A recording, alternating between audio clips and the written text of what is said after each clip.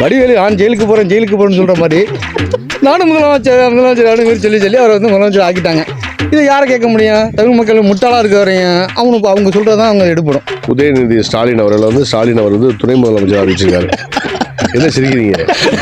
நான் சிரிக்கிறதுக்காக கேட்கல, உண்மையிலேயே இது நடந்திருக்கு. அதை நீங்க எப்படி நினைக்கிறீங்க? நினைக்கிறது ஒன்றும் இல்லை, காமெடியாக தான் நினைக்கிற மாதிரி இருக்கு. உண்மையிலேயே காமெடியாக தான் எடுத்துக்கிறீங்க? இல்லை, காமெடி தான் அது. இது இந்த கட்சியில் எவ்வளோ ஆண்டுகள் வந்து இப்போ 75 ஆண்டுகளாக இந்த கட்சியில் இருந்திருக்கிறாங்க. அதில் மூத்த தலைவர்கள்லாம் இருந்திருக்கிறாங்க. அவங்களுக்காக தான் துணை முதல்வர் கொடுக்கலாம். ஆனால் இல்லாமல் இந்த குடும்பம் பாரம்பரியம் வாரிசாக அவங்களே தான் ஆட்சி ஆளணும் அப்படிங்கிற மாதிரி எனக்கு ஒரு கருத்து கணிப்பில் தான் இந்த கண்ணோட்டத்தில் கொண்டுக்கிட்டு வராங்க. இப்படியே கொண்டுக்கிட்டு போனால் திராவிட கழகமே இல்லாமல் போயிடும் நேரத்தில். ஒரே கருத்து தான், தகுதி தேவையில்லை முதல்வருக்கு. உதாரணம் தான் உதயநிதி. திமுகவிலேயே வேற யாருக்குமே தகுதி இல்லை, என் பிள்ளைக்கு மட்டும்தான் தகுதி இருக்குன்னு ஸ்டாலின் சொல்கிறாரு.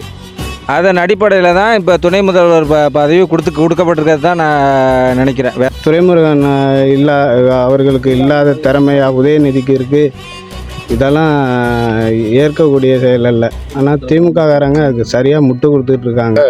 நேற்று தமிழ்நாட்டோட துணை முதல்வராக ஸ்டாலின் அவர்கள் வந்து அவருடைய மகனை அறிவிச்சிருக்காரு, உதயநிதி ஸ்டாலினை. அவரை துணை முதல்வராக அறிவித்ததில் உங்களோட கருத்து, வரவேற்பு எப்படி இருக்குது?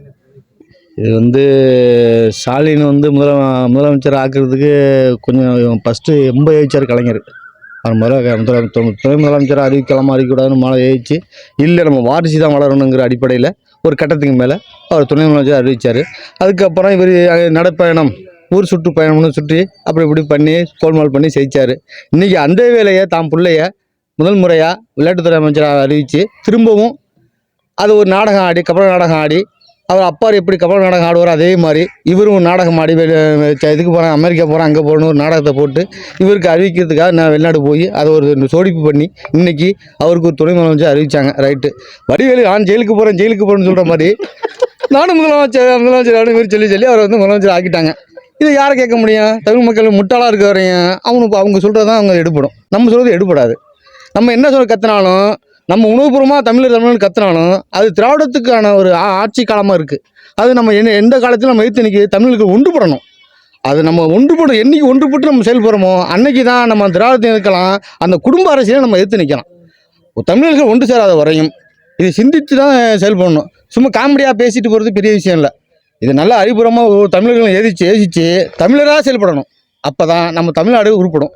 இதை நான் என்னுடைய தாழ்மையான கருத்தை வைக்கிறேன். அடுத்த இன்பநிதி இன்னும் ஒரு 6 மாத காலத்தில் அவரும் ஒரு முதலமைச்சராக ஆயிடுவார். இது உண்மை, அது குடும்பத்தினால சொல்கிறேன். நன்றி. முதலமைச்சர் ஆவார் இவர் தானே இப்போ துணை முதலமைச்சர் ஆயிருக்காரு. அதிகாரம் அவங்க கையில் இருக்க வரையும் இவர் வந்து இப்போ அதிகாரத்தால் ஆக்கப்பட்டது தான் அது. அப்போ துணை முதலமைச்சராக இருக்கிறவரும் முதலமைச்சராக இன்பநிதி ஆக்கிடுவாரு. அடுத்தது அவங்க இணை முதலமைச்சர் ஆக்குவாங்க. குடும்பத்தில் எது சொன்னாலும் எடுப்படும், மக்கள் ஏற்றுக்கும். சரி. நம்ம தமிழ்நாடு மக்கள் கூர்மைப்பட்டு இல்லாமல் மடமையாக இருக்கும் வரை. உங்க கருத்து என்னன்னா, துணை முதலமைச்சராக உதயநிதி ஸ்டாலின் இருக்கும் போதே முதலமைச்சரா இணை முதலமைச்சரா இன்பநிதி ஆயிடுவாரு. இதனுடைய கருத்து. நன்றி. இப்போ தமிழ்நாட்டில் வந்து நேற்றைக்கு வந்து உதயநிதி ஸ்டாலின் அவர்கள் வந்து துணை முதலமைச்சர் அறிவிச்சிருக்காரு. என்ன சிரிக்கிறீங்க? நான் சிரிக்கிறதுக்காக கேட்கல, உண்மையிலேயே இது நடந்திருக்கு. நேற்று உங்களுக்கு தெரியுமா தெரியாதுல்ல, உண்மை சிரிக்கிறதுக்காக சொல்லல. துணை முதல்வராக நம்ம உதயநிதியை அறிவிச்சிருக்காங்க. அதை நீங்க எப்படி நினைக்கிறீங்க? நினைக்கிறது ஒன்றும் இல்லை, காமெடியாக தான் நினைக்கிற மாதிரி இருக்கு. உண்மையிலேயே காமெடியாக தான் எடுத்துக்கிறீங்க? இல்லை, காமெடி தான் அது. ஏன்னா பாகுபாடு எல்லாருக்கும் உண்டு அப்படிங்கிறாங்க. இது ஒரு குடும்ப அரசியல். அடுத்தது அவங்க குடும்பத்தில் தான் வருவாங்க. மூத்த தலைவர்கள்லாம் யாருமே இல்லை, ஒரு மெச்சூரிட்டியான இதுலேருந்து மூத்த தலைவருக்கு மெச்சூரிட்டி இல்லை அப்படின்னு நினைக்கிறேன். அதனால தான் அவங்க குடும்பத்தில் இருக்கவங்க தான் மெச்சூரிட்டி இருக்குங்கிறீங்க. அதெல்லாம் திராவிட முன்னேற்ற கழகத்தில் இருக்க மூத்த தலைவர்கள்லாம் மெச்சூரிட்டி இல்லைங்கிறத தான் இது காமிக்குது. நன்றி. இது தமிழ்நாட்டில் வந்து உதயநிதி ஸ்டாலின் இருக்கார்ல, அவரை வந்து துணை முதல்வராக ஸ்டாலின் ஐயா அறிவிச்சிருக்காங்க. திராவிட முன்னேற்ற கழகம் சார்பாக அவங்க துணை முதல்வராக தேர்ந்தெடுத்திருக்காங்க, அறிவிச்சிருக்காங்க. அது சார்ந்து உங்களோட கருத்து என்ன? இப்போ திராவிட முன்னேற்ற கழகத்தில் வந்து பார்த்திங்கன்னா ஸ்டாலின், அவங்க பையன் இன்பநிதி ஸ்டாலின், உதயநிதி ஸ்டாலின் இப்படி குடும்ப பாரம்பரியமாக தான் வந்து முதலமைச்சராக இருக்கணும்னு ஆசைப்பட்றாங்க. இந்த கட்சியில் எவ்வளோ ஆண்டுகள் வந்து இப்போ 75 ஆண்டுகளாக இந்த கட்சியில் இருந்திருக்கிறாங்க. அதில் மூத்த தலைவர்கள்லாம் இருந்திருக்கிறாங்க. அவங்களுக்காக தான் துணை முதல்வர் கொடுக்கலாம். ஆனால் இல்லாமல் இந்த குடும்பம் பாரம்பரியம் வாரிசாக அவங்களே தான் ஆட்சி ஆளணும் அப்படிங்கிற மாதிரி எனக்கு ஒரு கருத்து கணிப்பில் தான் இந்த கண்ணோட்டத்தில் கொண்டுக்கிட்டு வராங்க. இப்படியே கொண்டுக்கிட்டு போனால் திராவிட கழகமே இல்லாமல் போயிடும் ஒரு நேரத்தில். இப்போ நாங்கள் என்ன நினைக்கிறோம்னா, அவருக்கு உதயநிதி ஸ்டாலின் அவருக்கு துணை முதல்வர் கொடுத்துருக்காங்கல்ல, அது வந்து உங்களால் வரவேற்க முடியலையா, ஏற்றுக்க முடியுமா? அவருக்கு அதற்கான தகுதி அவருக்கு இல்லையா? இதை ஏற்றுக்கவே முடியாது. எப்படி ஏற்றுக்க முடியும்? அவங்களே பண்ணிக்கிட்டு இருந்தால் அதை வந்து மக்கள்லாம் நம்ம எப்படி ஏற்றுக்க முடியும்? அவங்களே ஆட்சி ஆண்டுக்கிட்டு இருந்தால் எப்படி நம்மளால் ஏற்றுக்க முடியும்? அதுக்கு தகுதி இல்லைன்னு தான் அர்த்தம் அவங்களுக்கு. இந்த மாதிரி பண்ணிக்கிட்டு இருக்காங்க. நன்றி. தமிழ்நாட்டோட துணை முதல்வராக உதயநிதி ஸ்டாலினை போட்டிருக்காங்க. அப்போ அது சம்மந்தமாக உங்களோட கருத்து என்ன? எல்லாருக்கும் வணக்கம். இப்போ பார்த்தீங்கன்னா, உதயநிதி துணை முதல்வர் வந்தது வந்து முதல்வருக்கெல்லாம் தகுதி தேவையில்லைங்கிற மாதிரி இருக்குது. வாரிசாக இருந்தால் மட்டும் போதும், எந்த தகுதியும் தேவையில்லை. தாத்தா இருந்தார், அப்பா இருந்தார், அடுத்து இவர், அடுத்தது பிள்ளை. அவரே சொல்லியிருக்காரு, நான் அரசுக்கெலாம் வரமாட்டேன்னு சொன்னார். அப்புறம் அரசியலுக்கு வந்தார். சட்டமன்ற உறுப்பினர் அது ஆக மாட்டேன்னு சொன்னார். அப்புறம் ஆனார். துணை முதல்வர் ஆகணுங்கிறது அது வந்து யார் முடிவெடுத்துன்னு கேட்டார். ஆனால் ஆனார். ஒரே கருத்து தான், தகுதி தேவையில்லை முதல்வருக்குங்கிறது உதாரணம் தான் உதயநிதி. நன்றி. ஸ்டாலின் ஐயா அவர்கள் முதலமைச்சர் வந்து திராவிட முன்னேற்ற கழகத்தில் உதயநிதி ஸ்டாலினை நேற்று துணை முதல்வராக அறிவிச்சிருக்காங்க. அது சம்மந்தமாக அது சார்ந்து உங்களோட கருத்து என்ன? அவர் இப்போ விளையாட்டுத்துறை அமைச்சராக தான் இருந்தார். இது இப்போ விளையாட்டாக எடுத்திருக்காரு போல். துணை முதல்வருங்கிற பதவி வந்து முதலமைச்சருக்கு அடுத்து அப்படிங்கிறது இல்லாமல் இவர் விளையாட்டாக எடுத்தது மாதிரி தான் தெரியுது. அதற்கான ஆள் இல்லை. திமுகவிலேயே வேற யாருக்குமே தகுதி இல்லை, என் பிள்ளைக்கு மட்டும்தான் தகுதி இருக்குன்னு ஸ்டாலின் சொல்கிறாரு. அதன் அடிப்படையில் தான் இப்போ துணை முதல்வர் பதவி கொடுக்கப்பட்டிருக்கிறது தான் நான் நினைக்கிறேன். தமிழ்நாட்டில் தமிழை ஆள்றதுக்கு யாருக்குமே தகுதி இல்லைன்னு தெரியுது. என்ன, எல்லா தமிழ்நாடும் பொறி வைக்கப்பட்டு பிடிக்கப்பட்டிருக்கு.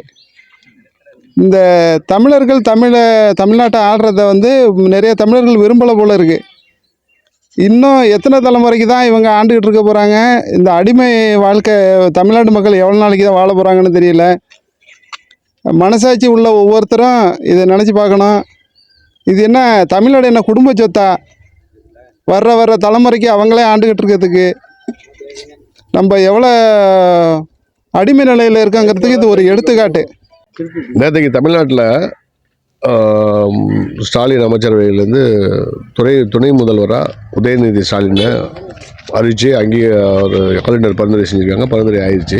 துணை முதல்வராக தம்பி உதயநிதி வந்தது உங்களோட கருத்து?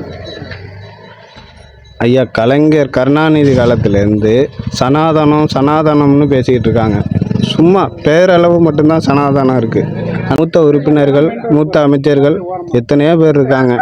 துரைமுருகன் அவர்களுக்கு இல்லாத திறமையா உதயநிதிக்கு இருக்குது?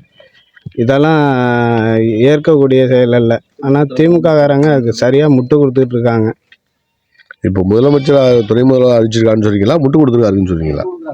முட்டு கொடுத்துட்டு இருக்காங்க. துணை முதல்வராக நீங்கள் சொல்லலை, துணை முதல்வராக திமுகவில் இருக்கவங்க முட்டு கொடுத்துட்டு இருக்காங்க.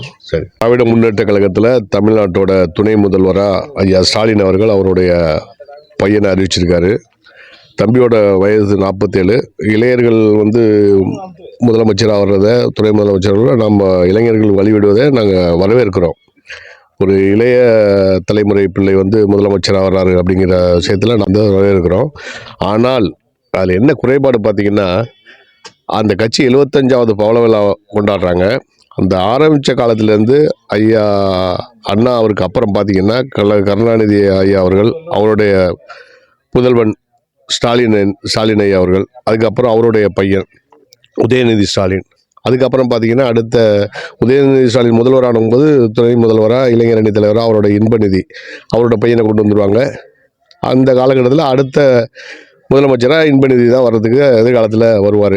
அப்போ இது வந்து எப்படின்னாக்கா, இந்த தமிழ்நாடு அப்படிங்கிற ஒரு நல்ல திடமான அறிவு உள்ள இந்த மண்ணில், வரலாற்று முக்கியத்துவ மண்ணில் பார்த்தீங்கன்னா ஒரு குடும்பம் சார்ந்து முதலமைச்சர் ஆளுமை சக்தி இருக்குது.